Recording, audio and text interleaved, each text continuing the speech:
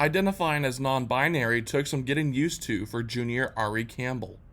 But it started to feel more and more right because I was getting more and more used to it, and I started seeing myself that way. According to a February poll from Gallup, 5.6% of adults in the U.S. identify as LGBT. Nearly 1 in 6 members among Generation Z in the U.S. identify as LGBT.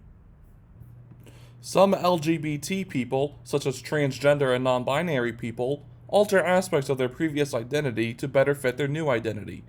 Also known as a transition, this process can be met with obstacles along the way.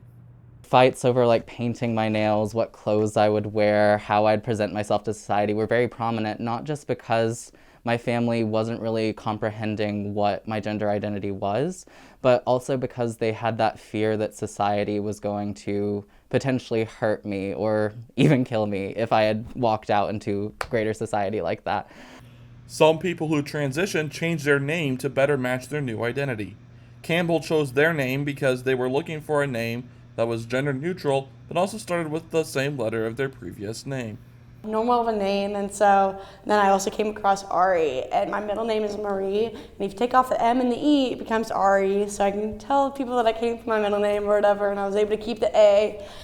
Changing your name can also be a process in addition to transitioning to a new gender identity.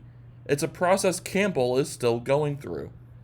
Campbell said they are still in KU's system under their old name, but teachers call them Ari. Students can change their preferred name by going into Enroll and Pay, under Personal Details, and under Update Name and Pronouns.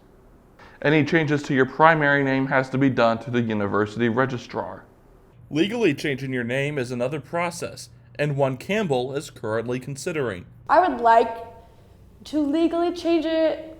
That's just a whole other thing, because it could just be like a nickname. That's just a whole other, like, then it's real, you know? I'm not gonna be able to like go back or whatever. It's just scary to think of like legally doing it.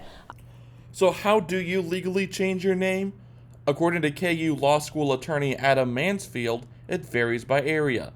In Douglas County, you have to file a civil petition in district court to prove you're not changing your name to avoid paying debts or for any illegal purpose, which costs $195.